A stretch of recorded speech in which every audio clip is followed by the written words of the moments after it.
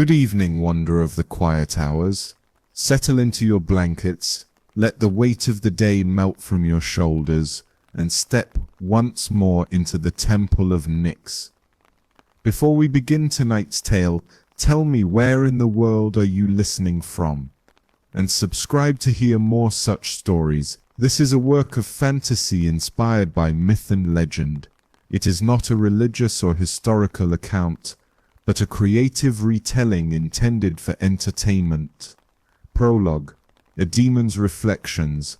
I remember being born, not in the hazy, half-forgotten way mortals recall their infancy, but with a strange and lucid awareness from the very first moment. One instant there was nothing, and the next, consciousness flared within me like a spark in the void. I opened my eyes as a newborn babe, yet my mind was not that of an ordinary child. I perceived the world around me with uncanny clarity, as though some ancient part of me had awakened. My earliest memory is of warmth and darkness, the warmth of my mother's arms cradling me, and the darkness of a humble hut at night. I did not cry as other infants do.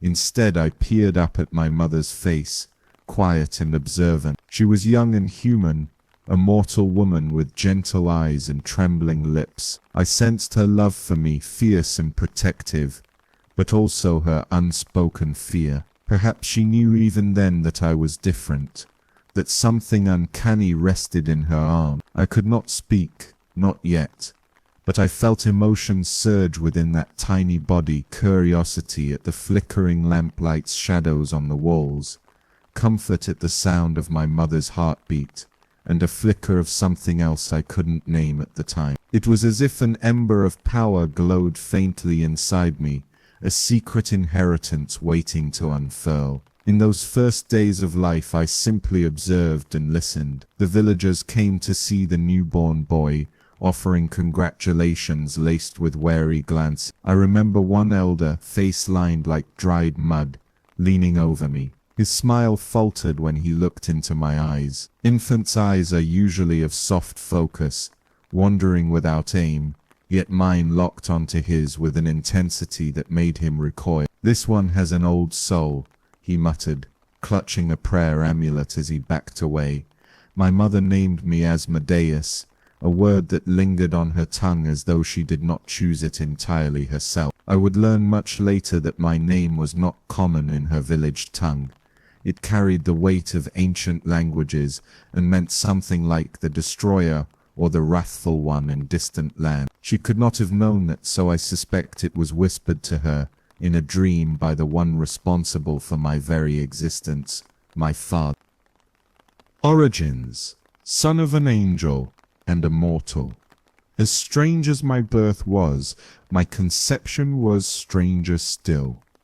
I pieced together the truth in bits and fragments over the years, overhearing fearful whispers and eventually prying the tale from my mother's guarded heart.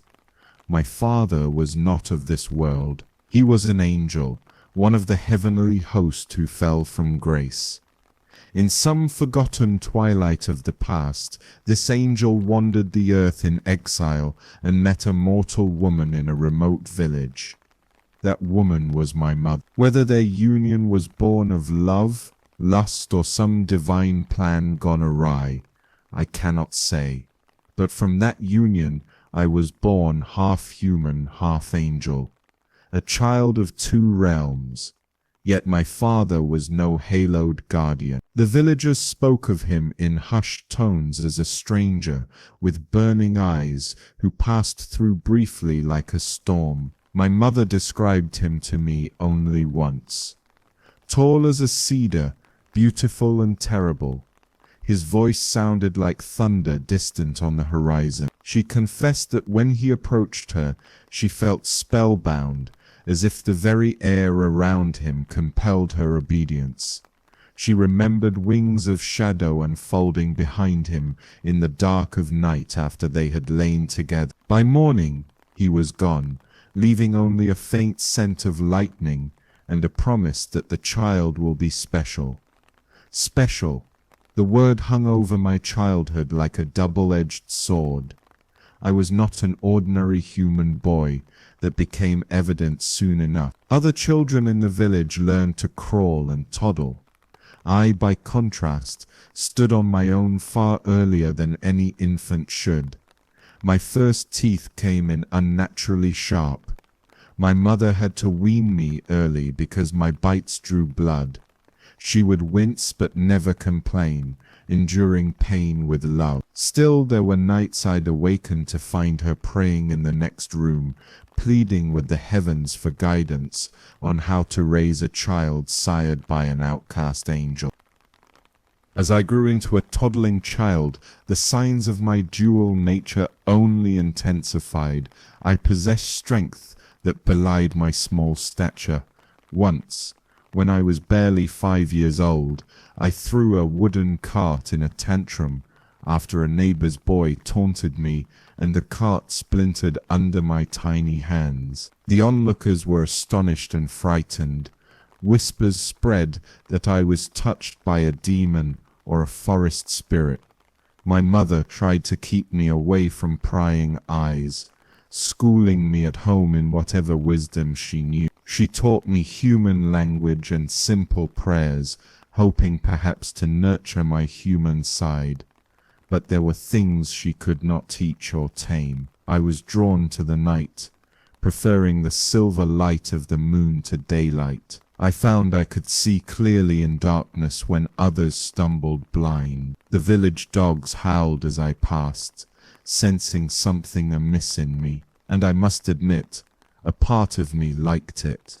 The power, the difference. I did not fear the dark or the monsters lurking in folktale. If anything, I felt a kinship with the unseen creatures that made peasants bar their doors after sunset. One of my earliest memories of truly understanding my nature came from a dream, or what I thought was a dream. I was perhaps 6 years old. In my sleep, I felt a presence in our hut. I opened my eyes to see a tall figure standing over my bed, a man wreathed in faint light, with raven black wings stretching wall to wall. His eyes shone with a golden gleam in the darkness. I knew, instinctively, this was my father. My heart pounded not with fear, but with a fierce yearning.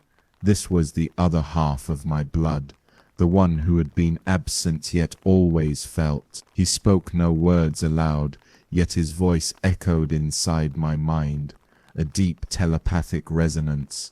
My son, blood of my blood, your purpose awaits. I remember trying to speak, to ask him who I was meant to be, but I was paralyzed, whether by awe or some angelic glamour. He reached out a hand and touched thy forehead gently. The touch burned like ice and fire at once, filling my head with visions, shimmering halls of heaven in one instant, then abyssal chasms of a fiery realm the next. I saw armies of winged beings clashing in a night sky, heard the clang of their swords and the roaring of thunder. I saw a throne of black stone in a cavernous hall, and a crowned figure sitting upon it.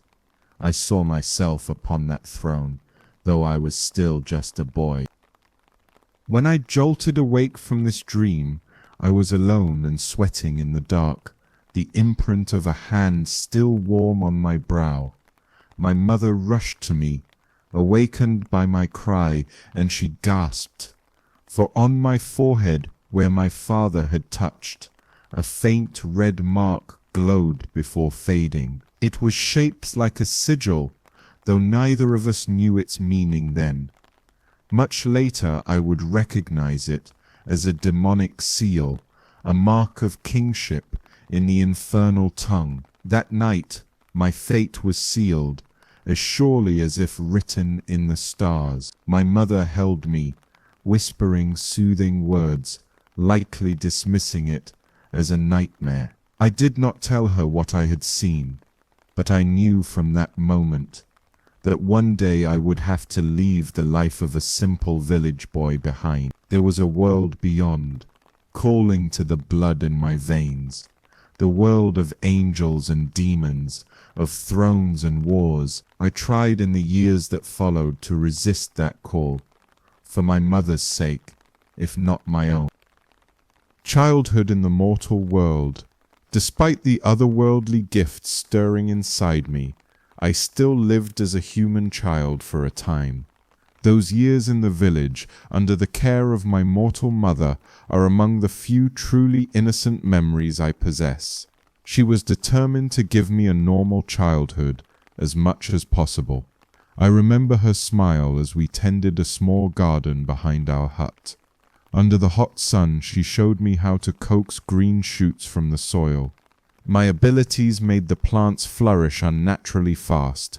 Seeds sprouted within a day of planting, vegetables ripening out of season. My mother only sighed and told me to be more careful. Not so much of your gift, Asmodeus. We must keep some things secret. She often reminded me to hide my strength and strange talents. The other villagers already kept their distance. Children my age, who should have been my playmates, ran the other way when they saw me. I was left lonely, with only my mother's companionship and the furtive stares of neighbors from afar. Sometimes I spotted small figures peeking from behind fences, curious children who were warned by their parents not to approach the witch's son or demon's whelp, that hurt in its own way. I was different, yes, but inside I still felt the longing that any child feels, to belong, to be accepted. One evening, I snuck out to follow some of the village boys to the river. I had heard their laughter and splashes and wanted desperately to join. Hiding behind reeds, I watched them swim under the fading light. Summoning my courage, I revealed myself and asked if I could play. 5 boys clambered onto the bank at my appearance, eyeing me warily. The ringleader was a stout lad named Barak, a few years older and much larger. He crossed his arms and sneered, "Why should we let you join us, cursed child?" I insisted I was not cursed, that I just wanted to swim. They exchanged glances and suddenly Barak gave a nasty grin. "Prove you're not a demon," he challenged. "Holy water burns demons, they say. If you're just a normal boy, you can swim across the river and back." I realized later that this was just a cruel ploy to send me away, that part of the river was known for a strong current, but in my eagerness to have friends, I agreed. I waded in and began to paddle across. The water was cold and fast, tugging at me. Halfway the current swept my small body and I panicked, flailing. The boys started shouting, whether in concern or triumph I couldn't tell. My head went under, water filling my mouth and nose, darkness swirling. In that moment of mortal fear, something ancient stirred, a survival instinct beyond human, perhaps a gift from my father's blood. My panic turned to sudden fury, an indignation that this mere river would dare try to drown me, that these mortals would sit back and watch. I felt a heat ignite in my chest. My vision turned red, even as water closed over me.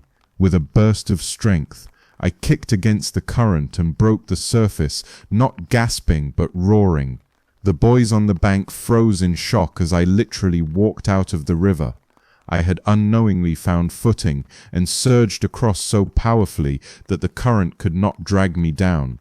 I must have been a terrifying sight, a small drenched boy with eyes glowing faintly, for I later learned my eyes shine red when my anger is roused, coughing up water but standing tall.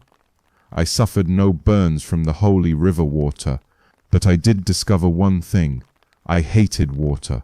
The sensation of nearly drowning awakened an intense aversion within me. From that day on, I avoided crossing rivers or even walking in rain whenever I could. Something in my very essence was opposed to water. Perhaps because water symbolizes purity, or because my fiery nature could not abide it. Whatever the reason, the experience left me shivering not just from cold. I saw the fear in the other boys' eyes and knew any chance of friendship was lost. They fled, shouting that the demon child had fought the river itself.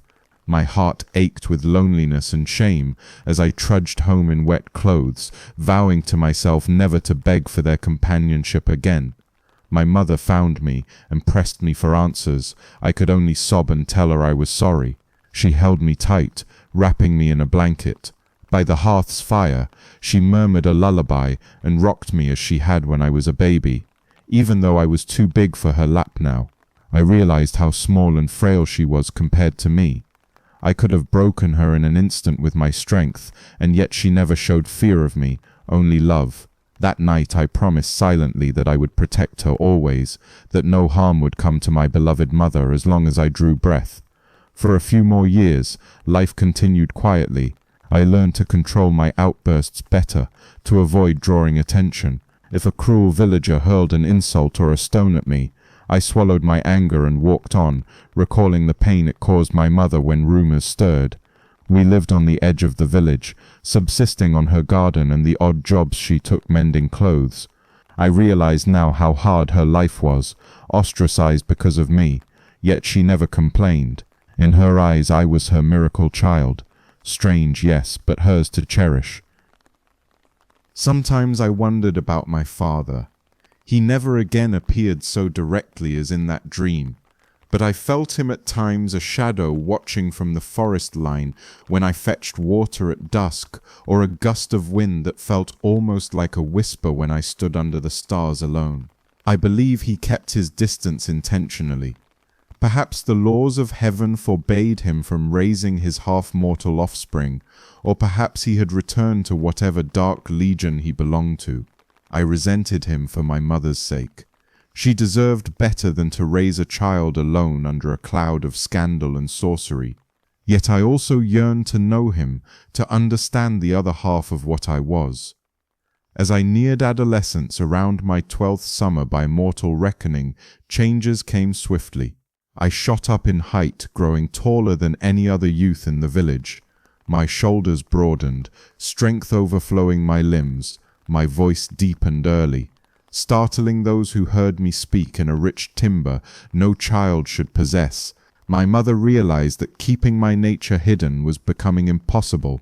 The village headman had begun to talk of sending me away, for some still believed I was a demon changeling that would bring misfortune. I recalled the night I overheard a conversation through our thin cottage wall, the headman telling my mother that I should be sent to a monastery, or perhaps to an exorcist in the city before I turned on us all. My mother wept and begged them to let us be, assuring them I meant no harm. That night I made a decision. I could not bear to see her suffer because of me any longer. Nor could I deny that a part of me was itching to explore beyond the confines of this small village. The few tattered books my mother had given me spoke of vast kingdoms, of cities and deserts and seas, and beyond the mortal realm I now knew lay even greater worlds, infernal kingdoms and celestial courts. How much longer could I pretend to be a simple peasant boy when destiny itself throbbed in my veins? So on the eve of my 13th birthday, I decided to leave. It was one of the hardest choices I have ever made, for it meant breaking my vow to protect my mother forever. But I believed, perhaps foolishly, that my departure would ease her burden. If I were gone, maybe the village would leave her in peace. Perhaps she could even find normalcy again.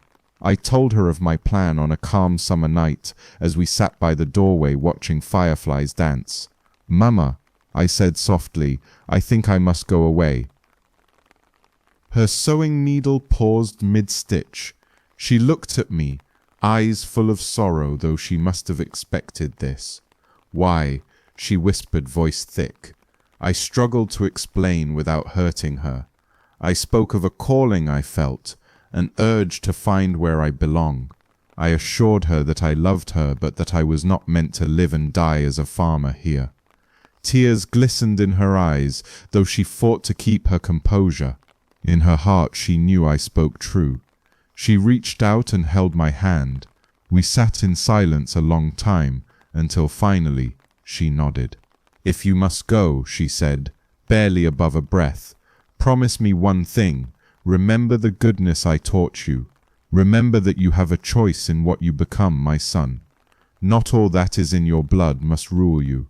I did not fully understand then, but I promised, if only to ease her mind, I would remember her teachings, her kindness. I would try to be good. But even as I promised, a part of me wondered if goodness was ever truly an option for one such as me. That night, I packed what little I had, a change of clothes, a loaf of bread, a skin of water. Though I already despised drinking water, I knew I needed it to survive travel, and the one memento of my father, a ring my mother had found the morning after he left. It was a simple band of silver etched with strange symbols. She had kept it hidden, fearing its aura, but gave it to me now. It fit my finger perfectly and felt warm to the touch, as if alive. Before dawn, I embraced my mother one last time. She pressed a small pendant into my palm, a wooden carving of a winged figure. "An angel to watch over you," she said.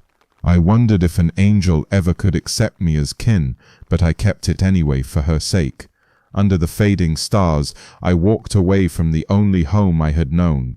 Every step was heavier than the last, my heart torn. My mother watched from the threshold until the darkness between us made it impossible to see each other. I could feel her love and anguish like an invisible thread stretching as I went. I nearly turned back, but I steeled myself with the knowledge that this was necessary. So choking down my tears, I left the village and my childhood behind, venturing into the great unknown with the first light of dawn guiding my path. The road to darkness. I walked for many days along dusty roads and through dense forests, heading vaguely toward the rising sun in the east. At first I encountered ordinary travelers, peddlers with their carts, pilgrims in humble sandals, soldiers marching home. I kept my hood low and my interactions brief, conscious that my unusual eyes, a glint of scarlet in their depths and towering height, would draw attention. Townsfolk who saw me gave a wide berth. I came upon my first great city after weeks of journeying. Its walls were high and bustling with activity atop them. Through the gates I entered a cacophony of sights and smells. Open-air markets with merchants hawking spices and silk, beggars and nobles jostling in the same streets, temples where incense curled to the sky. My village had been so quiet by comparison. Here, life pulsed vigorously. For a while I simply wandered, awestruck and a bit overwhelmed. Clutching the small pouch of coins my mother had given me, I sought food and lodging. I found an inn by the market square, a raucous tavern where travelers drank and dice rolled on the tables. Taking a corner seat, I watched and listened. Men boasted of their travels and trade deals. A pair of women danced to flute music. A drunk slept snoring under a bench. This den of humanity was alive with vices and joys I had only read about. When the innkeeper's boy brought me a bowl of stew and some bread, I thanked him softly. He stared a bit too long into my eyes, perhaps catching that red glint within, and hurried off. I remembered to keep my gaze down to avoid such attention. In the corner, a group of rough-looking mercenaries were playing at dice. One of them, a burly man with a scar across his nose, was loudly accusing another of cheating. Gold coins littered the table between them. My keen eyes caught the subtle movement as one hid a weighted die in his palm. Indeed, there was cheating afoot. The argument escalated. Scar-Nose drew a dagger, and the other man flipped the table in a fury. In an instant, a full brawl broke out. I pressed back against the wall as fists flew and mugs were smashed. The innkeeper shouted for calm, but no one heeded him. A chair was hurled and shattered on the hearth near me. Sighing, I knew I should leave before matters entangled me. But then one of the gamblers, in a panic, tossed his purse of coins in my direction, perhaps aiming to rid himself of evidence. The leather pouch landed at my feet, spilling gold gleaming across the floorboards. All eyes nearby turned to me. The foreign youth suddenly surrounded by gold. The brawl paused, and the scar-nosed mercenary loomed over me with a greedy sneer. "Well, well," he growled. "Looks like the pup has been holding out on us. Hand it over, boy." I felt a flicker of danger, and something else, a thrill. These scoundrels thought to rob me. A part of me, the naive village boy, was nervous, but another part, the demon blood, relished the imminent confrontation. I rose slowly to my full height. The tavern fell more silent as I towered a head above the mercenary. "This gold isn't yours," I said quietly. "Best you leave it, and me be." For a split second, uncertainty flickered in his eyes, but his pride was at stake. With a snarl, he lunged, dagger slashing toward my midsection. He was fast, a trained fighter, but I was faster. I dodged his blow with inhuman grace, causing him to stumble forward off balance. As he passed, I tripped him subtly with my foot. The big man went crashing into another table, sending plates flying. Laughter erupted from some onlookers at the humiliating fall. Enraged, the mercenary scrambled up and came at me again. This time, I simply caught his wrist in mid-stab. With a gentle but irresistible squeeze, I forced him to drop the dagger. His eyes went wide in pain and shock at my strength. Whispers rustled around the room. "He's strong, not natural." I realized I was perhaps showing too much of myself, so I ended it swiftly. Leaning in, I locked my gaze with the mercenaries. In a low voice meant only for him, I spoke a single word, "Leave," and I let just a glint of red flame dance in my eyes. He paled. Whether he sensed what I was, or thought me a devilishly skilled warrior, it mattered not. Clutching his wrist, he broke away and bolted out of the inn without another word. His companions, exchanging uneasy glances, slunk out after him into the night. Suddenly, the entire tavern burst into applause and cheers. To them, it appeared I'd bravely bested the bullies. A few tried to clap my shoulder or buy me a drink in gratitude. I gave a polite smile and excused myself, tossing the mercenary's coin purse to the astonished innkeeper as payment for the damages. That night, as I lay in a rented loft above the tavern, I mulled over what had happened. I felt a surge of pride. It felt good to unleash a sliver of my power, to see greedy men tremble. In that brawl, I'd tasted the thrill of influence, even fear, over others, and the cheers of the crowd had felt satisfying. It struck me that here in the wider world, I could use what I am to carve out respect or even authority. No longer was I just the weird outcast boy. I could be a force to be reckoned with. I left that city the next dawn, slipping away before more questions could be asked. But I carried with me a heavier purse.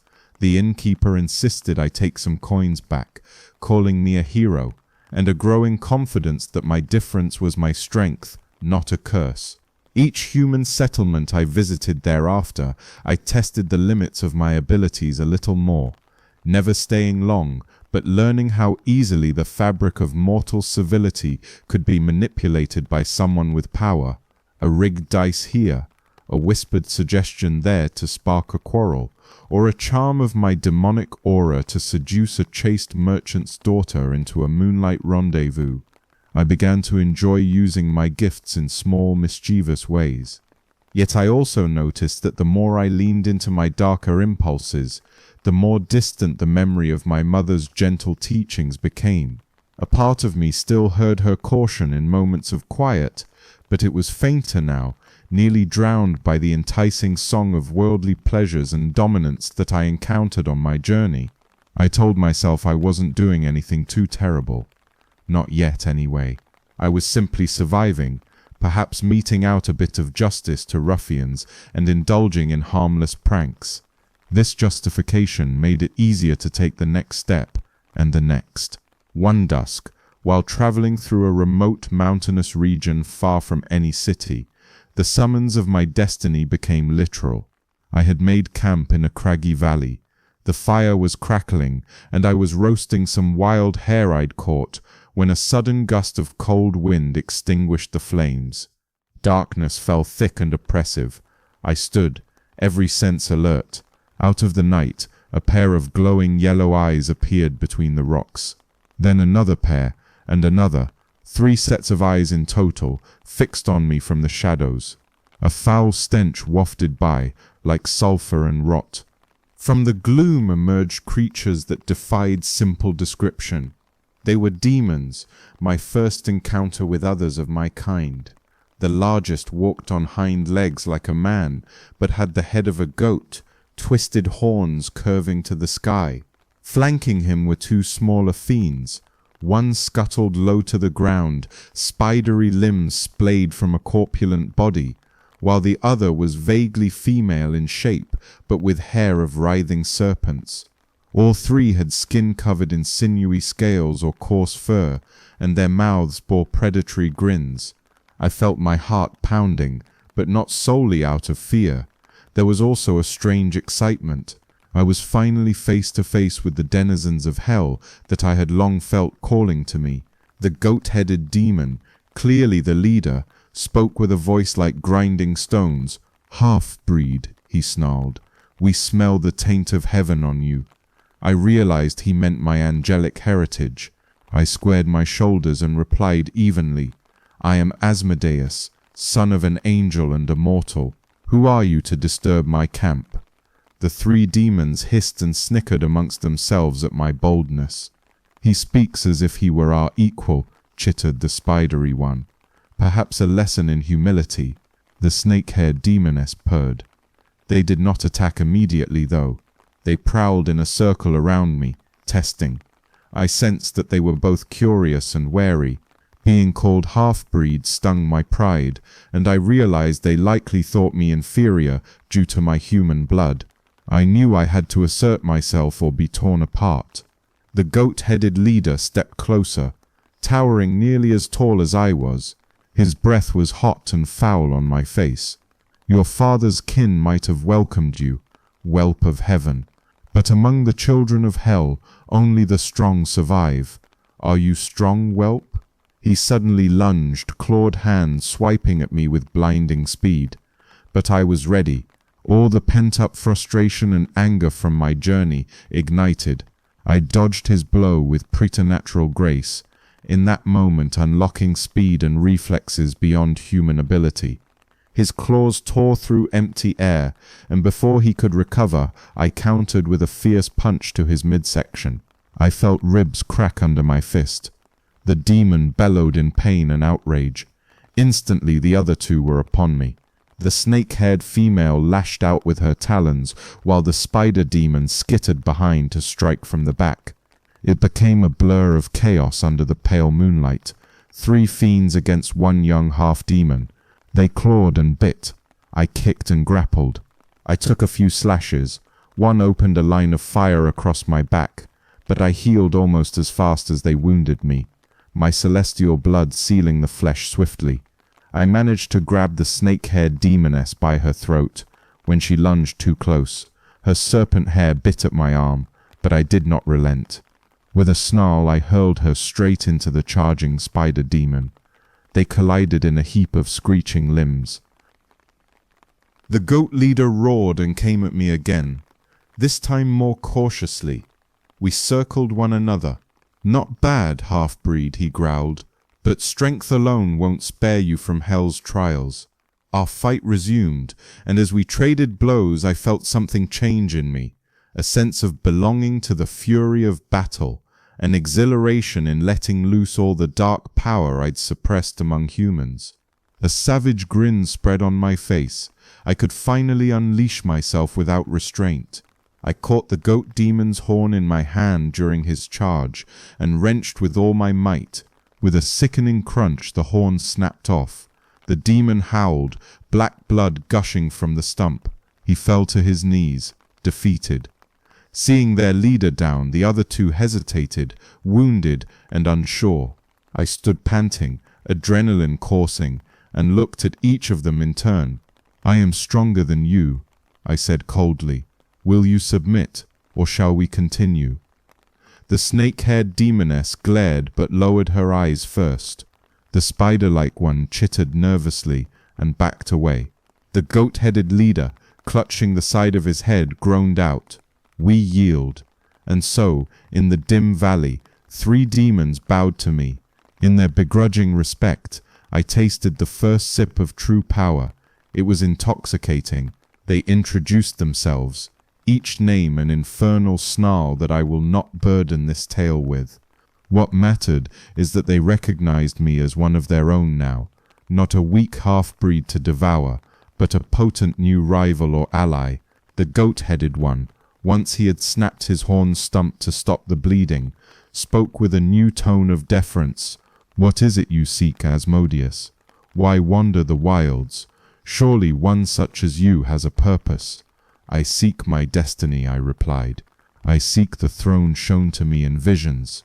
I seek to claim my place in hell's hierarchy, if such a thing is possible." The demons exchanged glances. The spider creature clicked its mandibles thoughtfully. Throne could he mean?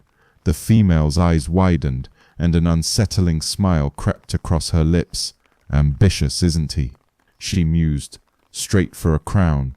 The goat demon gave a rumbling chuckle that turned into a wince from his injury. "Your father must be proud, boy. Not even in hell yet and already aiming to be a king." I crossed my arms. "I was born for something great. If not a throne, tell me what else would you have me do? Hide under some lesser demon's wing? Scurry in the dark stealing scraps?" I spat on the ground, showing what I thought of that. The demons seemed to respect my boldness. They told me that indeed there were demon lords and kings who ruled different legions and sins. The greatest of them all was the morning star himself, Lucifer, the fallen archangel who reigned as emperor of hell. Beneath him were 7 demon kings, each associated with a cardinal sin, and countless other lords and dukes of the infernal realm. "If it's a throne you want," hissed the snake-haired one, "perhaps one of those seats of power might one day be yours, but many would vie for such a title." She leaned in, eyes glinting. "It so happens there's whisper of unrest among the demons of lust. Lady Lilith won't like an upstart, though," cackled the spider demon. At the mention of Lilith, I perked up. I had heard vague mentions of that name, even among human rumors. A temptress demoness, first wife of Adam according to some tales, mother of monsters. The snake-haired demoness continued. "Lilith is ancient and powerful. She rules as queen over many succubi and incubi, but her last consort, a demon prince, was destroyed in a feud not long ago. Some say she seeks a new mate to share her throne of desire, someone strong enough to hold it." My heart thumped. Was this fate aligning? Lust, a sin that resonated with the fire in my blood, and a queen in need of a king. "Tell me more," I urged. The goat demons sneered enviously but obliged.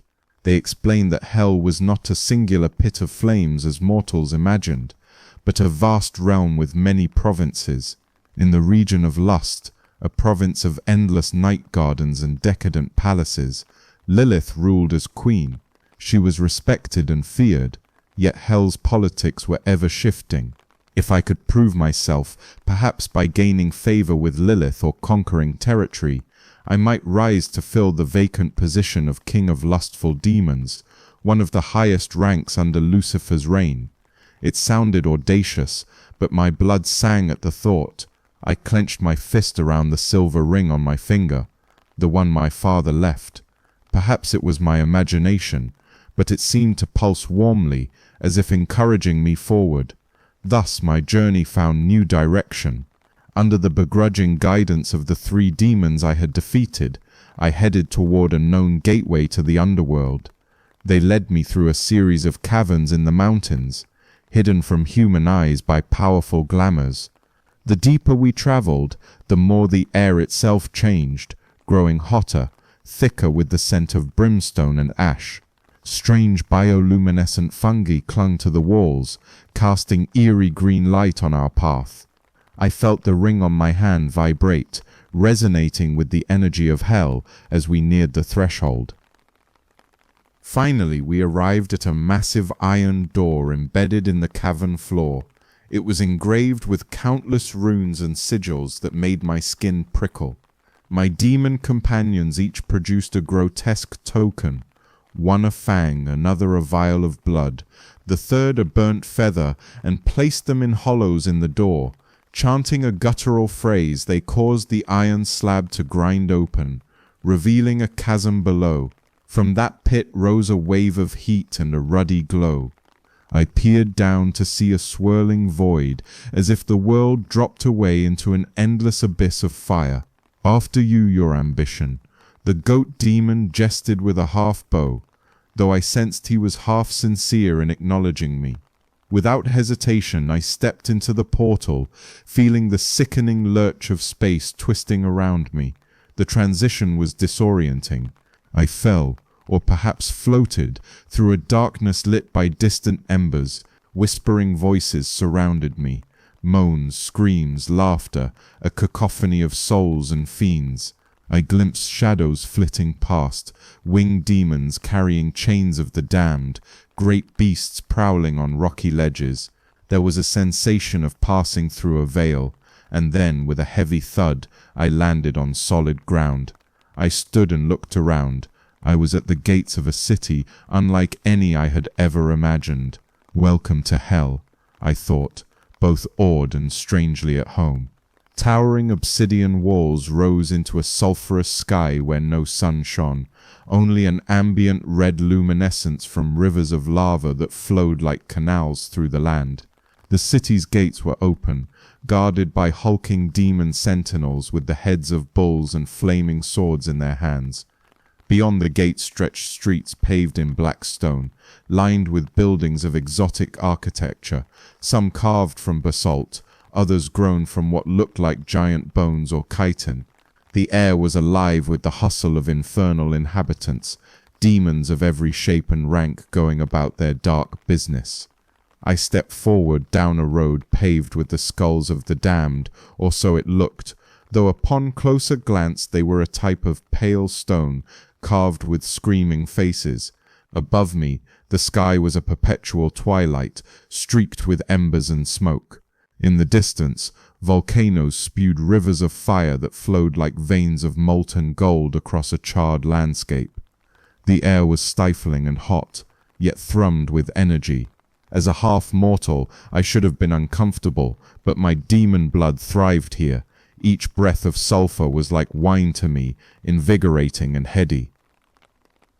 Beyond the gates, a cacophony of sounds assaulted my ears, the distant wails of souls in punishment intermingled with the braying laughter of demons reveling in their domain. High above, giant bat-like creatures, perhaps other demons or some native beasts of hell, flapped their wings, circling spire towers built of black iron. The city itself sprawled out in a chaotic maze, a reflection of the chaos of sin it embodied. Every street was alive with intrigue and vice. In one alley, I glimpsed imps bargaining over stolen glimmers of human dreams. In another, a towering demon-smith hammered a sword with anvil strikes that rang like thunder. My senses were almost overwhelmed, yet I felt a deep sense of belonging. This was the world my father had hinted at, the world that had called to me in my blood. I had crossed the threshold, and there was no fear, only anticipation of what power I might claim here. My guides had emerged just behind me, and they beckoned me to move forward before the bull-headed guards grew suspicious. We passed through the gate, and I realized this was but one city in hell, likely the capital of the lust domain, or at least a major stronghold near its border. The atmosphere was decadent. The streets were filled with music from unseen sources, and enticing scents of spice, perfume, and sin wafted by. Demons of alluring form, succubi and incubi, lounged in doorways or on balconies, their eyes following me with interest. I felt an assault on my senses, desire, greed, curiosity, all swirling around. It would be easy to lose oneself here in eternal indulgence, but I had a goal sharp in mind. I would meet this fabled Lilith and stake my claim, for I had not left my human life behind just to become a faceless denizen of hell. I wanted a crown, and I would take it. Over the next span of days, time in hell was strange. The concept of day and night blurred under perpetual ruddy twilight. I navigated demon society. My companions proved useful. Word of how I defeated them spread quickly, and it granted me a modicum of respect. Still, there were countless other demons, stronger and older. I had to be cautious not to offend the truly powerful too soon. At last came the day I would present myself to Queen Lilith. Through bribery and bold swagger, I secured an audience at her court. The throne room of Lilith's palace was a sight both wondrous and terrifying. The chamber was draped in silks of deep crimson that fluttered as if in an unseen breeze, and lit by braziers emitting a soft pinkish glow. The very air was thick with an intoxicating musk that clouded the mind with sensual thoughts. Along the walls lounged her courtiers, succubi with raven wings and smouldering eyes, incubi with chiseled forms and cruel smirks, minor devils bearing goblets of wine and platters of strange fruits. It was like stepping into a den of decadent vipers. Lilith herself reclined on a divan instead of a traditional throne. She was stunning, terrible and beautiful all at once, pale skin like moonlight, hair a cascade of midnight curls, and eyes that glowed faintly red, not unlike my own. A crown of black steel rested atop her brow, and her attire was a flowing gown that seemed spun from shadows and desire incarnate. I also noticed subtle things, the tips of fangs behind her lush smile, and the ends of her fingers bore delicate claws. She appeared human in form, but there was no mistaking the ancient predatory being beneath that facade. I approached across the marble floor, conscious of many eyes upon me. My heart would have been pounding were I still mortal. Instead, I felt a steady resolve.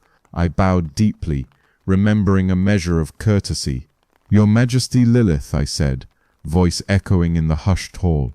"I am Asmodeus. I have come to offer you my service, and if it pleases you, perhaps more."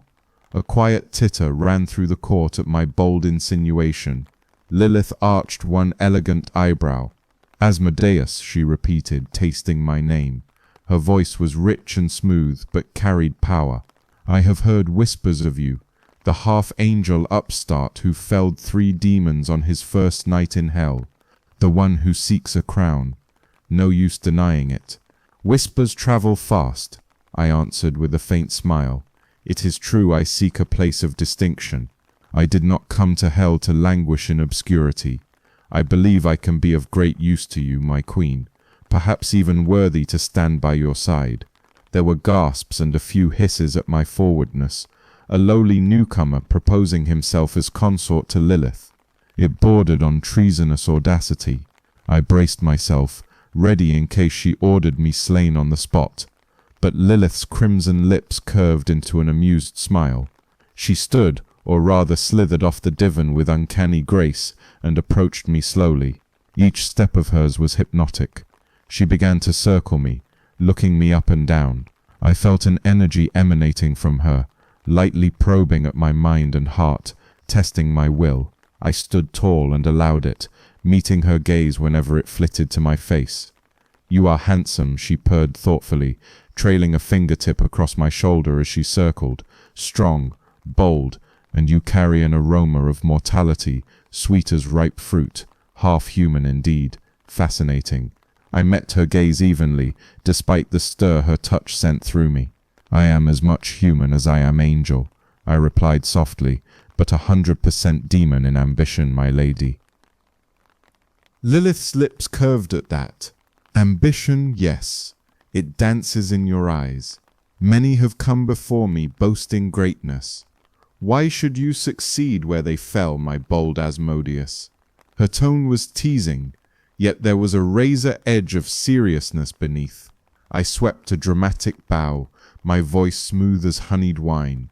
"Because, Queen Lilith, unlike those before, I understand both mortal desire and immortal craft.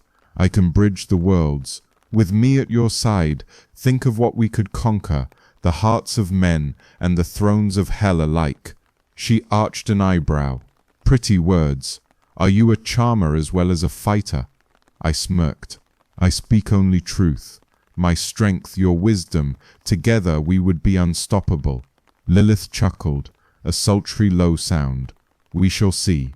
She stopped in front of me, so close I could feel the cool aura radiating off her skin.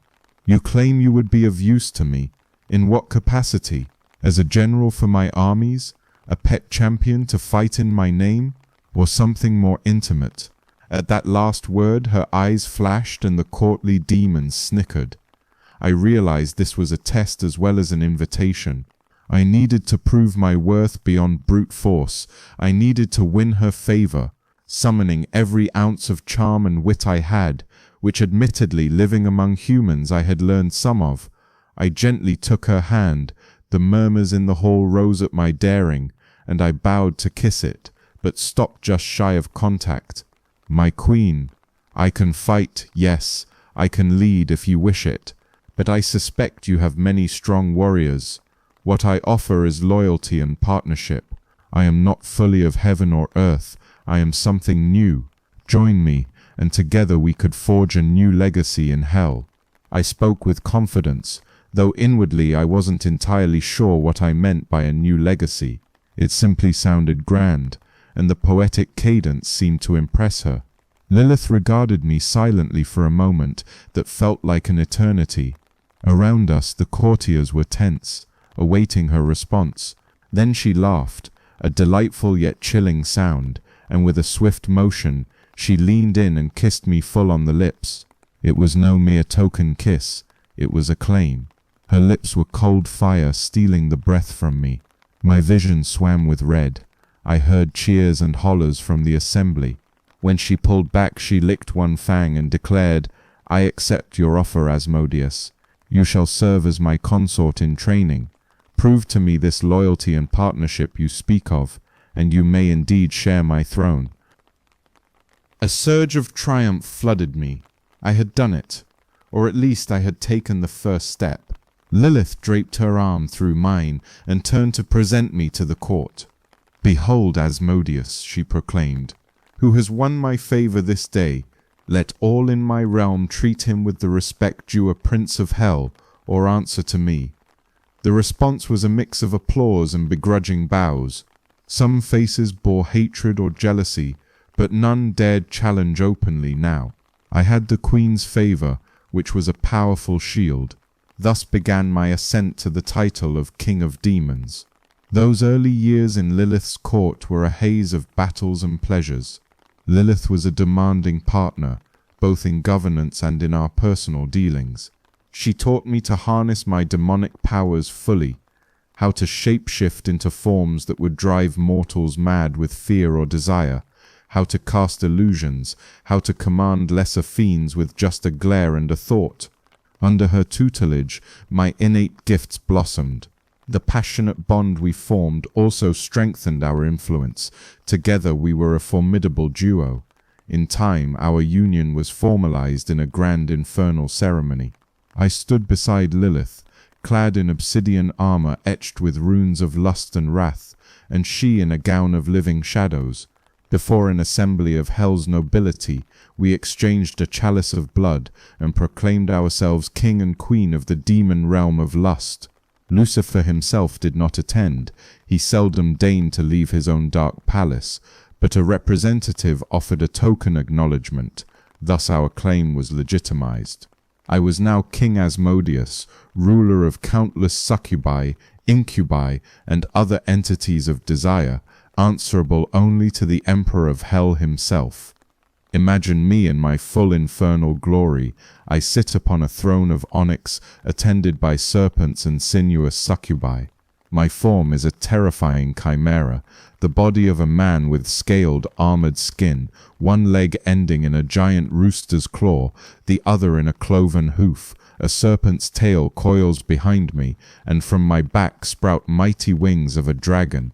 I have 3 heads upon my shoulders, one a fearsome bull with curling horns, one a fanged ram exhaling flame, and the central a demonic human visage that spits fire with every word. In one clawed hand I clutch a long lance capped with a banner, and beneath me crouches an infernal dragon I use as a steed. such as the dread appearance many have attributed to me in their grimoires. From my throne in the depths, I presided over an empire of sin and shadow. I discovered that my dominion extended also to the mortal world in subtler ways. Lust was my province, and I delighted in sowing it among humankind. Invisible, I roamed royal courts and peasant villages alike, whispering temptations into the ears of the unsuspecting. Many a pious man found his thoughts wandering to forbidden embraces because of my influence. Many a marriage bed grew cold as I stirred adulterous fires in one spouse's heart. It amused me to see how easily mortals could be led astray. A nudge here, a tantalizing dream there, and they would often fall into scandal and sin, blaming only their own weakness while never knowing a demon had lit the spark. But lust was not my only weapon.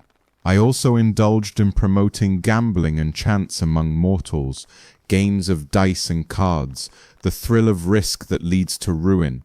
In secret gambling halls, my unseen hand rigged the rolls or pushed the greedy to wager just a bit more. The despair of a man losing his fortune and the glee of another winning through vice both tasted sweet to me, for in those moments they strayed from virtue and gave themselves to my influence.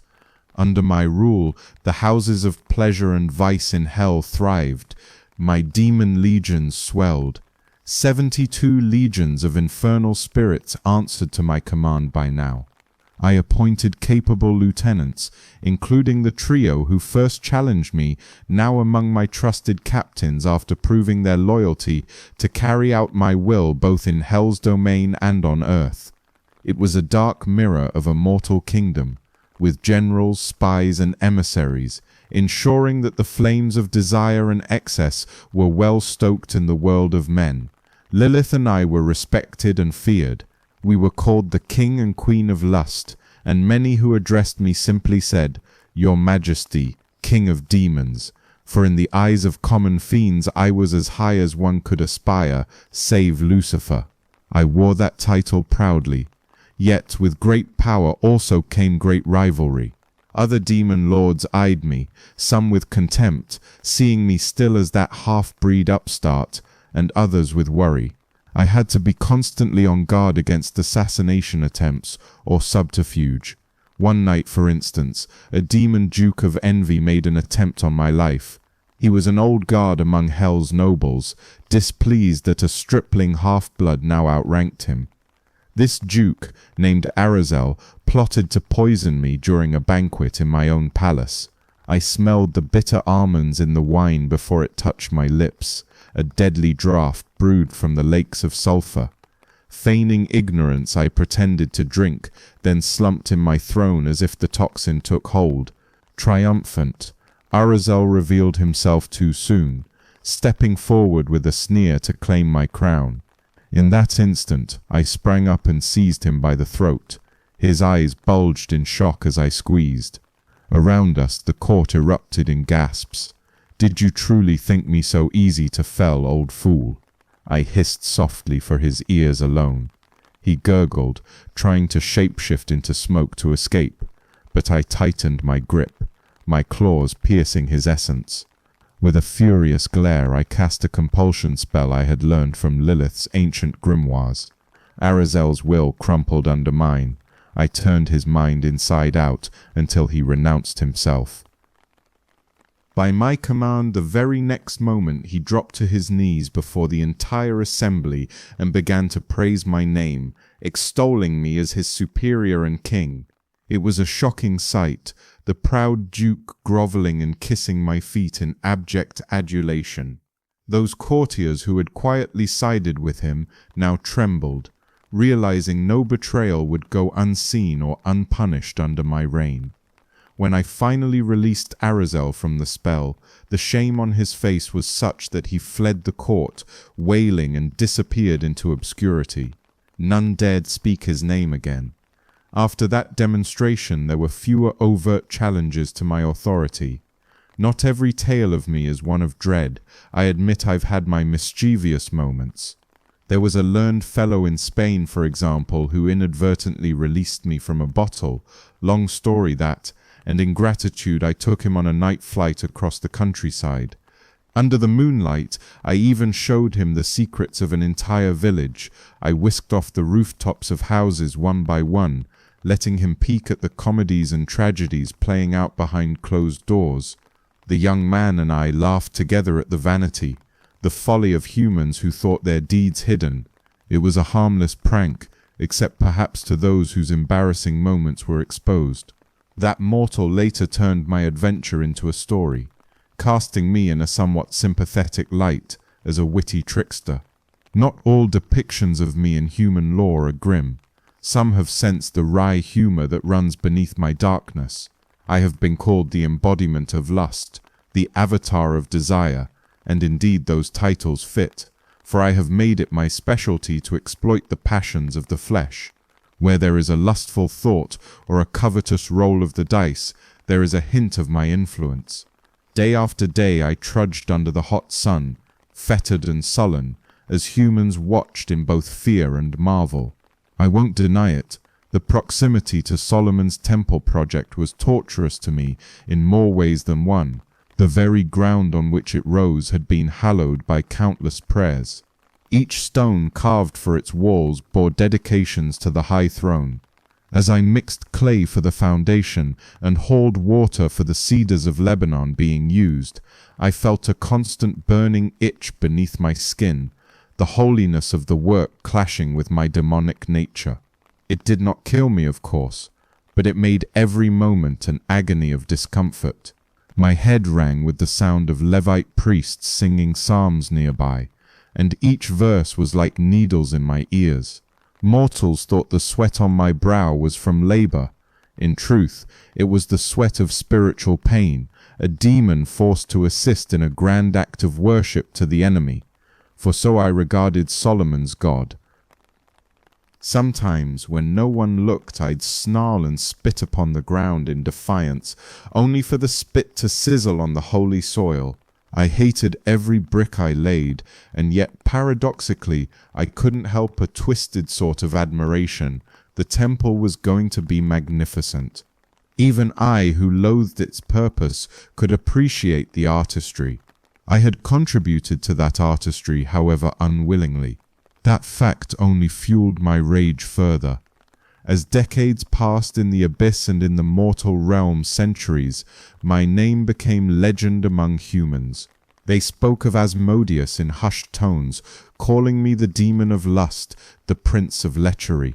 Some demonologists dared to write my description in their grimoires, depicting me as a monstrous chimera with multiple heads and a dragon steed. If only they knew how often I walked among them in a pleasing guise instead. Still, I appreciated their fear. It was a form of reverence. No priest or exorcist could expel my influence for long if I set my sights on someone. I grew arrogant, I admit. I thought myself untouchable by any mortal power. Surely only heaven's direct intervention, an archangel like Raphael perhaps, could challenge me, and those mighty angels seldom interfered unless provoked. And why would I provoke heaven directly? I was content spinning my schemes subtly. The Most High's attention remained mostly on other matters, or so I believed. But my confidence was to face a test in a way I did not expect, from a mortal man renowned for his wisdom and favored by heaven. I speak, of course, of King Solomon of Israel. Little did I know that my grand story was about to intersect with Solomon's destiny, and that a humble band of mortals would soon bring about one of my greatest humbling encounters.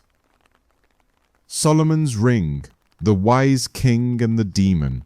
For all my cunning and might, I was not prepared for the challenge posed by a mortal favored by heaven. King Solomon, son of David, had a reputation that echoed even into the depths of hell. He was said to be the wisest of men, and rumors among demons were that he possessed a ring inscribed with the name of the Most High, a ring that could control spirits. We scoffed at the idea that a human could command us, yet some unease lingered. I instructed my minions to avoid Solomon's kingdom, to steer clear of anything to do with him. I myself became curious but remained arrogant. What could one man do to the great Asmodeus? Unbeknownst to me, Solomon was actively seeking ways to build a magnificent temple in Jerusalem without using iron tools, for his God forbade iron in shaping the sacred stones. He learned of the miraculous worm called Shamir that could cut stone, but none of his sages knew where it was to be found. They consulted lesser spirits, who told them that I, Asmodeus, king of demons, might know the secret. Thus Solomon set his sights on me. At that time, I had developed a peculiar habit. Despite being a creature of hell, I maintained a link to the celestial realms. I would ascend invisibly to heaven each day to listen in on the wisdom discussed by the angels in the celestial academy, as it were, and then return to earth to observe mortal affairs. This routine required a secure place on earth to enter and exit. I chose a remote mountain where a clear spring provided me water and solitude. Each morning before dawn, I would seal the spring with a large rock and etch protective wards around it, then launch myself skyward on unseen wings to eavesdrop on the angels' debates. By midday I'd descend again, and only after checking my wards would I drink from the spring. The water, oddly enough, was one of the few I tolerated, perhaps because I had sanctified it for my personal use. Somehow, Solomon's spies discovered my watering hole and my routine. To this day I suspect divine guidance aided them, for I was careful. Regardless, one fateful day as I returned from on high, I immediately sensed something was amiss. The boulder over the spring was slightly ajar, and the air smelled of wine. I hesitated. I, like many demons, loathe excess water, but wine was another matter. Still, caution warred with thirst. I had just endured the blaze of heaven's proximity. My throat felt scorched and dry. Peering around, I saw no one, only the silent rocks and the wind in the grass. Perhaps an animal had dislodged the stone. The enchantments I'd placed were indeed disturbed, but cleverly so. I detected no intruder outright. My tongue ran over parched lips. If this was a trap, it was a subtle one. I recited a proverb to bolster my resolve. Wine is a mocker, strong drink is raging, a verse I had heard in some human tavern. It gave me pause. I chuckled that I, a demon, was lecturing myself with scripture like a monk. My caution wavered and succumbed to consuming thirst. I heaved the stone aside and saw the spring beneath, brimming not with water, but with rich red wine. The bouquet was heady. Solomon, I later learned it was his general Benaiah who orchestrated it, had drained the water and replaced it with wine. A crafty trick. They knew I avoided pure water, but wine might tempt me, and tempt me it did. I scooped a handful and drank. It was exquisite, a wine fit for a king, probably from Solomon's own cellars. I gulped down more greedily. I did not realize until too late that I was becoming inebriated. My vision swam. I tried to lift my head and found the world spinning. The jug-sized draughts I'd taken would fell even a giant. My limbs grew heavy, and with a last curse on my own weakness, I collapsed into a deep sleep. I awoke to the clinking of chains. My arms and legs were bound in heavy iron fetters engraved with glowing symbols. Standing over me was a mortal man in armor. Benaiah ben Jehoiada, Solomon's captain, known as a mighty warrior. He held in one hand a chain attached to my shackles, and in the other a bronze ring marked by a six-pointed star and strange letters. Even before he spoke, I felt the power emanating from those items. The ring and chain bore the tetragrammaton, the sacred name of God. Its mere proximity made my skin smoke and sizzle. I roared in anger and lunged, but the chains tightened, burning where they touched me. Benaiah stepped back, initially startled by my size and ferocity. Now that I was half awake, I was taller than any man and surely a fearsome sight, horned and fanged in my fury. Yet he recovered and spoke firmly. "Peace, Asmodeus. The name of your Lord is upon you. You will come with me to King Solomon." The command in his voice, backed by the divine might on that chain and ring, compelled me. I snarled, baring teeth, but found to my shock that I could not resist. My every attempt to shapeshift or vanish was stymied. The holy names tethered me in my current form. It was as though I'd been caught in unbreakable shackles of light. With no other choice, I grudgingly yielded and stood. Benaiah kept the chain firmly in hand. He was brave, I'll grant that. A lesser man would have fainted from the killing glare I gave him. Thus, humiliated and furious, I was led away like a captured beast. We departed the mountain and began the long journey to Jerusalem, where Solomon awaited. Though I walked unresistingly, I did not do so quietly. Initially I hurled curses at my captor in every tongue I knew, infernal, Aramaic, Greek, yet Benaiah did not flinch. If anything, he occasionally muttered a quick prayer and tightened the chain, which silenced me with searing pain. After a while I saved my strength and observed instead. On the trek back an odd camaraderie developed, in that I became curious about Benaiah and he about me. Perhaps it was the wine hangover or simply my natural wit, but I found myself making dry remarks rather than continuing pointless rage. To my surprise, Benaiah sometimes chuckled. He was not cruel, I realized, just dutiful. In another world, perhaps we might have even been, not friends but respectful adversaries. Still, I didn't make escape easy. Peculiar incidents occurred along the route. At one point, passing an orchard of date palms, I accidentally brushed one with my shoulder. The tree snapped and uprooted completely under my strength, crashing across the road. Benaiah jumped back to avoid being crushed. I gave him an apologetic grin. How clumsy of me. He was not amused, but he kept us moving after clearing the way. Later, as we skirted a village, I deliberately knocked into the corner of a stone house. The structure collapsed in a cloud of dust. The inhabitants shouted in alarm, and a poor woman carrying a bundle cried out as her hut crumbled. Even I hadn't intended that much damage. I had to sidestep to avoid a falling beam, and in doing so I twisted awkwardly. To my dismay, I felt a sharp crack. One of my bones in my leg actually broke. Though demons heal fast, the pain was real. I bit back a howl.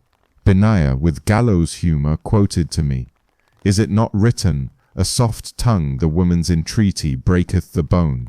referencing the pleading woman's soft cry that had caused me to turn and thus break my bone. I had to laugh despite myself at the irony. Not all our interactions were destructive. As we traveled, we encountered various people. A blind man stumbling off the path.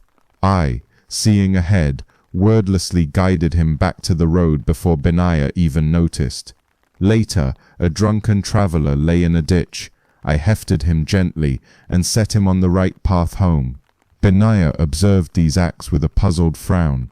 Why would the fearsome demon king bother to help a blind man or a drunk? I offered no explanation then, but inside I acted on impulse, perhaps a remnant of empathy, or perhaps I found their plights amusing in a bittersweet way. Another day we passed a wedding procession making merry. I abruptly wept tears of sorrow, confounding my captor. Conversely, when a foolish young man bragged to his cobbler that he wanted shoes that would last 7 years, I laughed aloud. Benaiah nearly tugged the chain, thinking I mocked him, but I was genuinely tickled by the boy's ignorance of his own fleeting life. And when we saw a street magician boasting of his mystical sight, I chuckled darkly, knowing real treasure lay buried literally under his feet, unbeknownst to him. At last we arrived in Jerusalem. My first sight of Solomon's city was from a ridge at sunset, the golden temple dome under construction, the smoke of evening sacrifices curling upward. Despite my anger, I felt a sting of awe at the palpable presence of divinity that seemed to hover over that city. Benaiah brought me to a specially prepared holding chamber. I noticed carved on its walls were holy sigils to prevent my escape. Clearly, Solomon was taking no chances. After some days they let me stew in captivity for a while. I was led into Solomon's throne room. King Solomon sat on a high throne of ivory gilded in gold, flanked by carved lions. He was younger than I expected, a man in his prime, radiating an aura of wisdom and calm authority. I immediately sensed that he too bore the ring, the very ring Benaiah had used, on his finger now. Its power weighed on me, forcing me to my knees as I approached. 2 guards on either side supported chains attached to my shackles.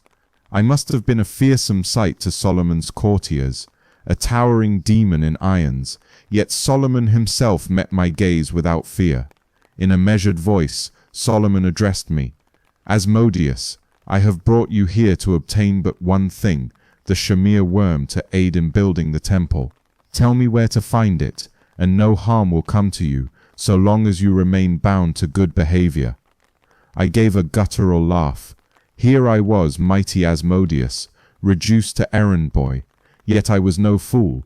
I could sense angelic watchers at the edges of the hall. If I refused or lied, Solomon might unleash far worse upon me. Perhaps even call the archangel Raphael, whose very presence I dreaded. So, swallowing my pride, I told him what he wished to know. "The Shamir," I growled, "is held by the Lord of the Sea, guarded by a great bird, a hoopoe. Send your servant there. He will find it in the creature's nest." A ripple of surprise went through the assembly that I complied so readily. Solomon nodded and immediately dispatched a courtier to undertake the retrieval as I instructed. With that task done, I expected the king to banish me or perhaps destroy me. But Solomon had other plans. He began to question me, his deep eyes probing. "I have heard," he said, "that on your journey here you acted strangely, causing havoc one moment, doing kindness the next. We are curious to understand the mind of Asmodeus." I smirked, despite myself. The king of Israel was asking me for wisdom. Perhaps he genuinely sought to learn, or perhaps he wanted to gauge my character. Either way, I chose to answer honestly, partly to flaunt my knowledge. I explained my seemingly capricious actions. I uprooted the palm and toppled the house not out of wanton destruction, but irritation and a bit of dark humor, though I sugarcoated that as carelessness. I helped the blind man and drunkard because I saw no sport in tormenting those already afflicted. The blind man had not a month to live, and the drunk would suffer enough come morning. Knowledge I gleaned from my daily visits to the celestial realms. I wept at the wedding, because I perceived through my supernatural sight that the groom was doomed to die within a month, a short-lived joy that moved even a demon to pity. I laughed at the shoemaker's customer because the fool would not even live a week, let alone need 7-year shoes. And I laughed at the magician because he bragged of unveiling secrets while ignorant of the literal treasure buried beneath him. In short, O king, I concluded, I judge things by their true nature, not by outward appearances. Your subjects often see the surface, but I see the deeper threads of fate and folly. Solomon stroked his chin thoughtfully at my answers. I imagine it was a rare treat for him to converse with a demon in such manner. In those moments, bound though I was, I felt a subtle mutual respect, the wise king and the ancient demon exchanging perspectives. Perhaps in another lifetime we might have been sage and student, though who would be which is debatable. Time passed as I remained in Solomon's custody. Under guard, I was compelled to labor on the temple's construction. This was utter humiliation. The great king of demons forced to haul water and mix clay like a common slave. The chains of the ring prevented me from shirking the work. Day after day I trudged under the hot sun, fettered and sullen, as humans watched in both fear and marvel. I had done my unwilling part in raising that monument. I took a bitter pride that some of the beauty of that temple's stones was achieved through my knowledge, the Shamir, and my toil. Still, my hatred for Solomon simmered, and then came the moment that changed everything. One afternoon, Solomon came to inspect the final works and saw me chained in the courtyard. Perhaps it was the heat of the day or a moment of pride on his part, but he decided to speak to me directly. He approached, ring glinting on his finger. "Asmodeus," he said, "the temple is all but finished, and you have proven useful. Yet I wonder, where is the vaunted power of the demons now? You call yourself king, but here you kneel in bonds under a mortal's command. Tell me, what greatness do demons truly have, if their king can be so tamed?" It was a taunt, or maybe a genuine point of curiosity, cloaked in provocation. Either way, I felt my face burn with shame and fury. This was the chance I'd been waiting for, a crack in his careful demeanor. I sensed that Solomon's own pride, and perhaps fatigue, made him overconfident today. Forcing a subservient tone, I replied, "Great king, it is not that we demons lack power, but that your magic ring and chains suppress it. If you were to release me, even for a moment, I could demonstrate the true might of Asmodeus. Not to harm you," I added smoothly, "but to show you what a king of demons can do, that you might understand wherein our greatness lies." Solomon paused, considering. Around us, a few of his ministers shifted uneasily. One advised, "My lord, no, keep him bound." But Solomon's curiosity and desire to test my claim got the better of caution. He nodded slowly. "Very well," he declared. "I will grant you a brief chance.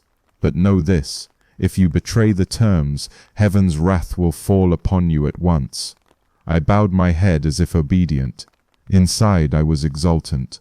Solomon motioned to Benaiah. Reluctantly, the captain brought forth the accursed ring of power. My heart pounded. Solomon then did two things simultaneously. He commanded the chains be loosed from my limbs, and he removed the ring from his own finger, perhaps to hand it to Benaiah or to place it aside while I performed. That was the opening I needed.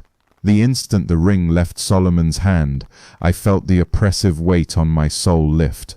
My powers surged back in a flood. With a triumphant bellow, I unfurled my wings to their full span.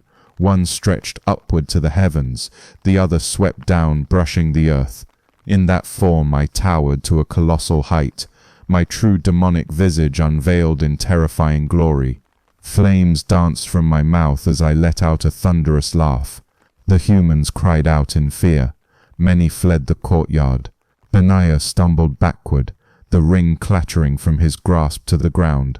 Solomon's eyes widened. He realized his mistake in that split second, but it was too late. Before the king could react, I snatched Solomon up in my taloned grip. To him it must have been like a hawk seizing a field mouse. He shouted in alarm, and perhaps a prayer began on his lips, but I gave him no chance to finish. With all the pent-up humiliation and rage of my servitude, I hurled King Solomon with all my might. His body hurtled through the air, tumbling head over heels across the sky, until he vanished from sight.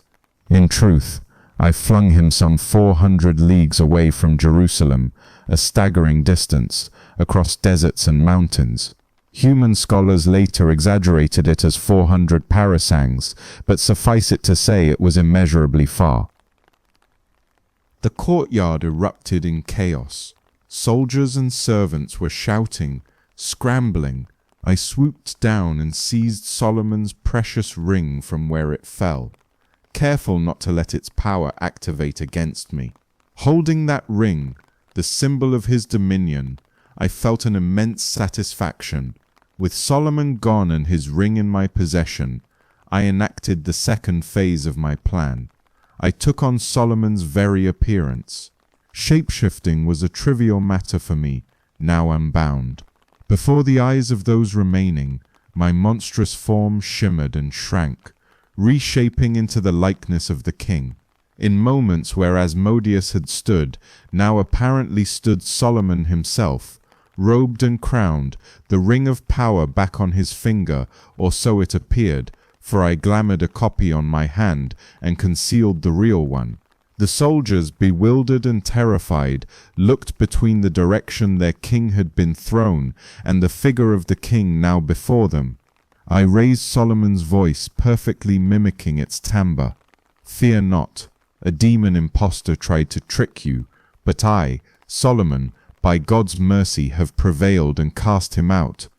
They hesitated, but the illusion was convincing. After all, they saw Solomon holding the ring and speaking in calm authority.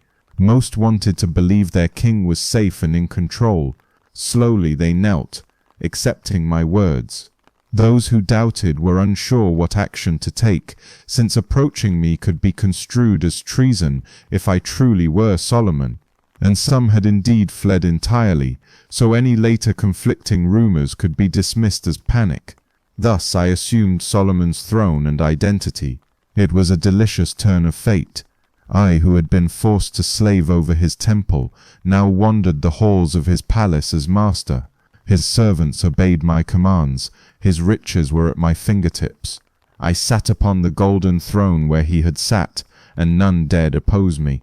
I must confess, I indulged thoroughly in this role. Solomon was famed for his many wives and concubines, hundreds by some counts, and I made sure to pay them visits. As Asmodeus, demon of lust, I found this perhaps the sweetest part of my masquerade. The women of the harem noticed something different. Of course, I lavished upon them a passionate attention and wild abandon that the true Solomon, with all his wisdom, may not have practiced. In those nights I took my pleasure freely, effectively claiming Solomon's wives as my own, a blasphemous triumph over the man who had dared bind me. One midrash claims I even attacked Bathsheba, Solomon's own mother, driven by a twisted mix of revenge and desire. While I'll leave the details shrouded, let's say there was an attempt to assert dominance over every aspect of Solomon's life. I also slowly steered the kingdom towards vice. Subtly, of course. I could not arouse too much suspicion too quickly, but I encouraged excesses, neglected some of Solomon's daily pious practices, and whispered policies that fanned greed or pride among the court. A darkness began to creep over the land under my secret rule. Yet I had to be careful. A few of Solomon's wisest counselors sensed something was off. I avoided Solomon's closest prophet advisors, dismissing them from court on errands. I also took to wearing Solomon's slippers or wrapping my feet at almost all times, even in private, to hide the one thing I couldn't change, my demonic feet, which though shape-shifted still bore slight non-human texture.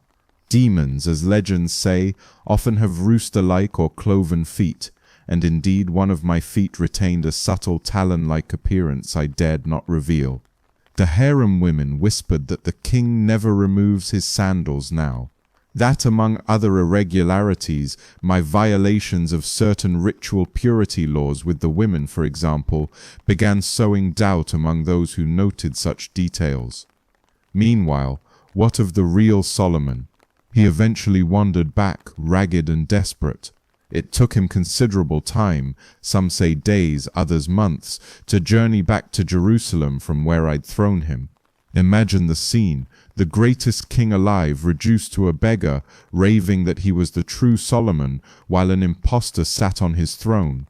When he at last reached the city, the guards and people, seeing a filthy vagrant claiming to be their king, while their well-dressed king reigned in the palace, laughed him off or pitied him as a madman.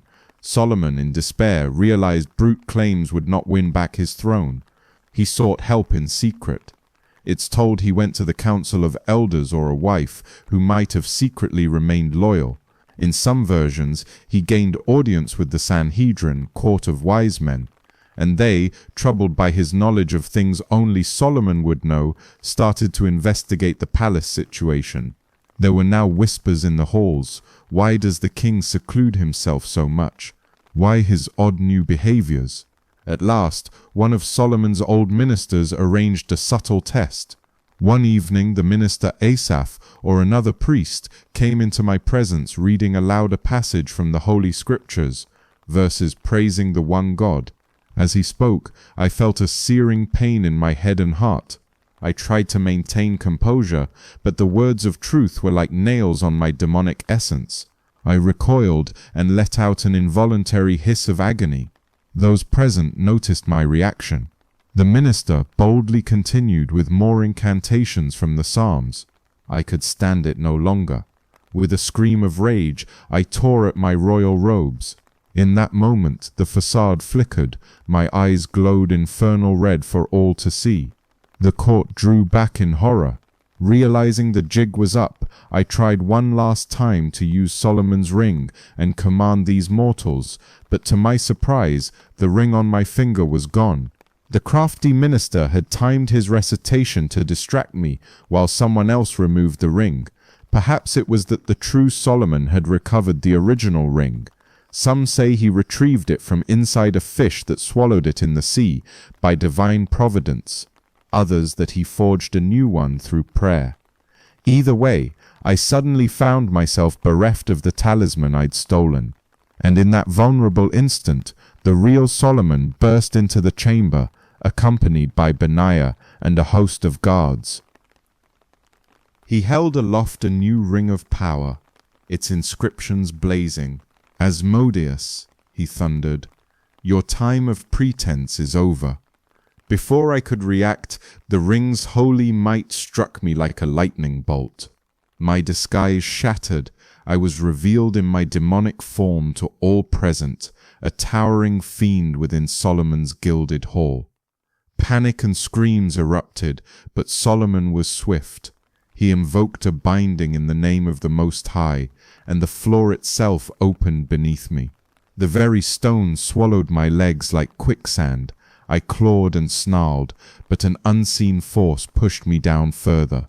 "For your crimes against my house and the deception of Israel," Solomon proclaimed, voice cold with righteous fury, "I condemn you, Asmodeus, to be sealed in rock and thrown into the sea." With that, the stone closed over me. Everything went dark and silent. I found myself imprisoned inside solid rock, a pillar of stone conjured by Solomon's command. I could not move. It was as if I had been encased in concrete up to my neck. Outside, I faintly heard chanting, likely Solomon's men performing an exorcism and banishing ritual. The stone pillar, with me encased, was then, as I later learned, cast into the depths of the sea to lie among the shifting sands of the ocean floor. There I languished in cold, dark silence. Years passed, perhaps decades. Time is strange in isolation. Imprisoned under the sea, I had ample time to stew in my own bitterness. Encased in stone, I could not move a finger, yet my mind raced in endless circles. At first I raved, howling mentally to the void about Solomon's perfidy. I fantasized wildly about what I'd do when, and if I ever got free, grotesque vengeance upon that king and all his line. These dark reveries were my only companionship. Then, as years ground on, even anger began to dull. A kind of despair and emptiness crept in. Was this to be my eternity? I wondered if others remembered me. Did Lilith know what befell me? Did she mourn or simply find another consort? The thought that the world might move on without me was almost as painful as the suffocating rock itself. In the absolute silence and darkness, I sometimes thought I heard things, echoes of distant events through the water. Perhaps it was my imagination, but I listened keenly. I caught vague sensations, prayers above the waves, the reverberations of temple hymns. Every such hint of the world made my soul ache with longing and frustration. I, who once soared the skies and ruled legions, was now reduced to a conscious pebble at the bottom of the ocean. At my lowest ebb, I even found myself muttering fragments of my mother's lullabies, a habit from childhood to soothe myself. Realizing what I was doing filled me with shame and fury. I was a demon king, whimpering old lullabies in the dark. That spark of self-loathing rekindled my resolve. I swore I would not remain here forever. Through sheer force of will, I kept the embers of my anger alive, stoking them into a fire to avoid succumbing to madness or despair. If an opportunity, Even the smallest crack in this prison arose, I would seize it. And so I waited, hate burning quietly like a coal in my heart in the cold deep. But eventually fate, or perhaps divine mercy, though I doubt it, intervened. A team of travelers, or rather treasure seekers, had set sail across that sea. Among them was a sorcerer of modest skill, in search of ancient relics. By chance, they moored on a small isle near where I lay. The sorcerer, diving for pearls, stumbled upon an outcropping of black stone engraved with strange sigils. Solomon's seal. He pried it loose out of curiosity, thinking it the lid of some sunken chest. That was the final key. The moment the holy sigil was removed, a crack formed in my stone encasement. With an earth-shaking roar muffled by the ocean, I burst from the rock prison and shot upward. A maelstrom churned the water's surface as I emerged, sending the treasure hunter's ship tossing. They looked on in terror as a pillar of water erupted, and I ascended from it, free once again. I flew off before the sorcerer or his companions could meet their wits enough to attempt binding me anew. I suspect they counted themselves lucky to survive witnessing my liberation. I emerged from the sea into the night air, a shadow slithering onto a lonely shore. I was free once more, but greatly diminished by my long ordeal. I retreated into obscurity to regain my strength. No longer would I be so bold as to confront a blessed king directly, I vowed. I had learned caution for a time at least. My humiliation before Solomon gnawed at me. To soothe my injured pride, I turned back to what I knew best, tormenting mortals in subtler ways. If I couldn't openly rule kingdoms without provoking divine champions, I would work from the shadows, one soul at a time. Not long after my escape, I sensed an opportunity for a personal vendetta of sorts. Far to the east in the land of Media, Persia, there lived a young woman named Sarah, the daughter of Raguel. She was beautiful and virtuous, and about to be married. Such joy in a mortal's life, particularly the wedding night, was something I now found bitter. Perhaps it was jealousy for my own forced separation from Lilith while imprisoned, or simply cruelty, but I decided to make Sarah the focus of my mischief. On her wedding night, I invisibly crept into the bridal chamber. As her unsuspecting groom approached her, I unleashed my terror. I manifested as a gust of foul wind and a monstrous silhouette in the candlelight. The groom's eyes widened in horror. He choked as I squeezed the life from him, using but a fraction of my strength. He died before he could even touch his bride. Sarah was left widowed, screaming in shock as I vanished with a laugh. In the days that followed, I found myself strangely drawn to Sarah. Not out of love, I knew nothing of true love, but a kind of perverse attachment. If I could not have happiness, neither would she. Each time she tried to marry, I would do the same. Over a period of months or years, 7 grooms she took, and 7 grooms I slew on their wedding nights. None could break the curse I had laid upon her, that she remain alone, her joy eternally thwarted. I watched Sarah's torment with a mix of glee and a strange pang I refused to name. One night, after the death of her 7th bridegroom, I crept to her window invisibly. I saw her collapsed on the floor, praying amidst tears. "Lord of heaven," she sobbed, "why do you let me live? Take my life, for I cannot bear this sorrow." Her grief was so raw that for an instant something in me faltered. Her words, addressed to heaven, stirred a memory of my mother's own prayers. I felt a twinge. Was it pity? Regret? I angrily shook it off. "If I cannot have happiness," I whispered into the darkness, "neither shall you." My resolve hardened. I was a demon. Compassion had no place in me, or so I told myself. Yet that flicker of emotion in Sarah's room unsettled me more than I liked. Perhaps it is no surprise that Raphael's intervention was nearing. The Almighty heard her cries, and my moment of hesitation was a harbinger of my coming defeat. Yet in this cruel endeavor I overstepped. The heavenly realms took notice of poor Sarah's plight and of my involvement. The archangel Raphael was dispatched to put an end to my harassment of that righteous household. When Sarah at last married an eighth suitor, a young man named Tobias, I lurked again in the shadows of the bridal chamber, ready to strike. Tobias, however, carried something unexpected.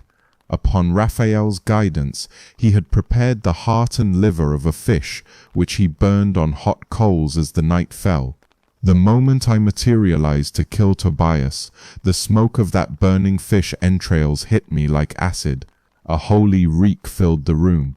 To humans it might have been just an odd pungent smell, but to me it was as if the air turned to blades. It was the very method by which Raphael had long ago told Solomon one could repel me. I shrieked, overcome by pain and dread. In a panic, the first true panic I'd felt since being sealed in the rock, I fled the chamber, escaping to the farthest reaches of Egypt to avoid the cursed smoke. But Raphael was on the hunt. The archangel pursued me across the desert. I could sense his divine presence drawing nearer and nearer. Like a rising sun I could not outrun. Finally, atop a windswept cliff in Upper Egypt, Raphael caught up to me. He appeared in blinding white radiance, with a spear of heavenly flame. I was weakened from the fish smoke, and though I snarled and attempted to fight, Raphael swiftly bound me in unbreakable angelic chains. I roared, "Will you kill me, Archangel? Slay me and be done with it." There was almost a note of pleading in my voice, for I knew another imprisonment was coming, and I dreaded it. Raphael's face was stern, but not without pity. "It is not yet your time to be destroyed, spirit of wickedness," he declared, "but neither shall you roam free to torment the innocent." With that, he thrust me down. The chains of light constricted, and I felt myself sinking. Raphael opened a fissure in the earth and thrust me into it. He placed a seal over the chasm, a sigil of heaven that trapped me as surely as Solomon's ring once did. With my final glimpse, I saw Raphael standing guard until the last inch of my horned head was submerged beneath the rocks. Thus again I tasted defeat at the hands of heaven's servant. I was bound once more, this time in the dry deserts of Egypt. There I remained, entombed beneath the desert sands, for what felt like an eternity. I languished under that seal for centuries as the world above changed. My mind, however, remained sharp with vengeful thought. I realized that head-on confrontation with the agents of heaven inevitably led to my suffering. If I ever escaped this prison, I swore I would never again allow myself to be so easily caught. Caution, subtlety, patience, these would be my watchwords. Fate intervened to free me at last. Many years later, a group of magicians from a distant land had grown obsessed with contacting a powerful demon to gain forbidden knowledge.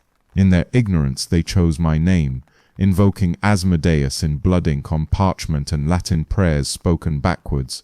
Their ritual, conducted on an auspicious night, sent ripples through the spiritual realm. Deep in my earthen prison, I felt those ripples like a tug on chains. The seal cracked slightly, just enough for me to stir.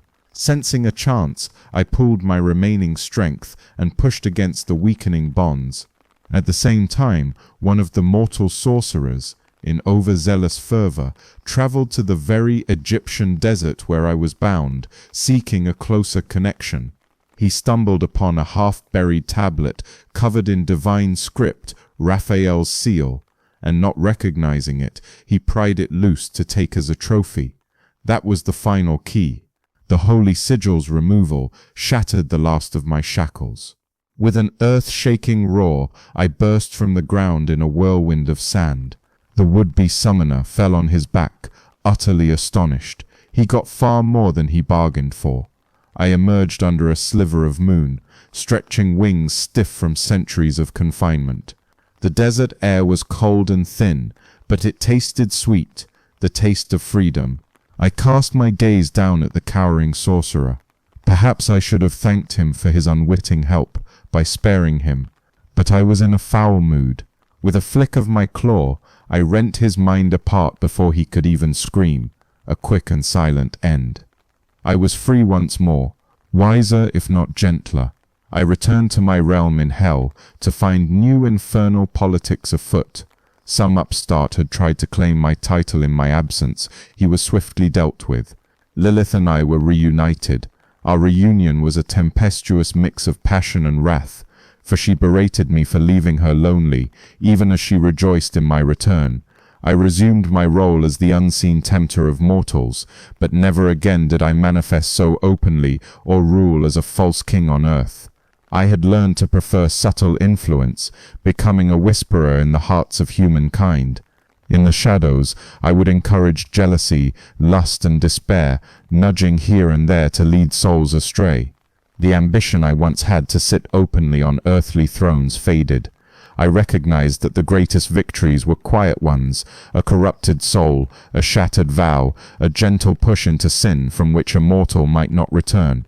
These gave me far more satisfaction and attracted much less divine retribution. Epilogue, the Eternal Demon King.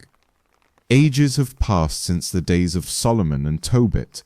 Kingdoms have turned to dust, languages evolved, and yet I persist, unaging, undying in the way of spirits.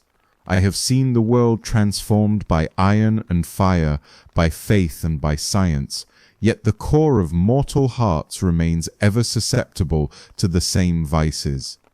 Even as the centuries roll on into what mortals call the modern era, I find new arenas for my influence. The human heart, I've learned, remains ever susceptible no matter how technology advances. In glittering modern cities, under neon lights, the old sins attain fresh guises. Lust thrives in a million images flickering on screens. Greed revels in towering markets of finance. And I am there, perhaps not personally at every moment, but through my legion I nudge and whisper. The tools change, quills to telephones to the internet, but the essence of temptation is constant. I have stood unseen in the corridors of power, be it ancient throne rooms or modern boardrooms, watching leaders crumble under desires I stoked. I have wandered through university halls, where pride and envy can twist brilliant minds, and through slums where despair and anger fester. At times I barely need to expend effort. Humanity's own weaknesses carry momentum. Still, I am pleased to lend a claw when needed. My demonic brethren still hold me in esteem, and perhaps fear, for I am among the oldest now. The 72 legions under me remain ever at the ready, doing their part to stoke the sins of mankind. Whether humans believe in us or not, hardly matters. The outcomes are the same when temptation overcomes them. And so, here my tale comes to its current chapter. I often reflect on the journey that brought me here. From that curious child with an angel's mark on his brow, to the fiend who matched wits with Solomon, to the eternal tempter lurking in humanity's shadow. Do I regret the path I chose? Rarely, and yet in the stillness of certain nights, I sometimes recall a lullaby, or a mother's gentle voice, and for a fleeting heartbeat I feel the echo of what might have been. But such softness is not for one such as I. The die was cast when I took up my crown in hell. I remain what I have become, Asmodeus, the king of demons, the whisperer of lust and ruin. Mortals will continue to tell my story in hushed whispers, around campfires or behind pulpit lecterns, as both warning and fascination, and I will continue to live it, shaping new chapters in secret with each soul I sway. So remember me, perhaps, when you feel a tug toward a forbidden desire or a destructive choice. Recall this story of mine. Perhaps you will resist that whisper in the dark, or perhaps if I have my way you will not. Either outcome, my story goes on, and I shall remain until the end of days the eternal Prince of Darkness, watching, waiting, and ever eager to offer the sweet poison of temptation to the hearts of humankind. If this tale kept you company tonight, don't forget to subscribe so the next story finds you easily. Wherever the night meets you, sleep deeply, and may the mountains and the sea watch over your dreams.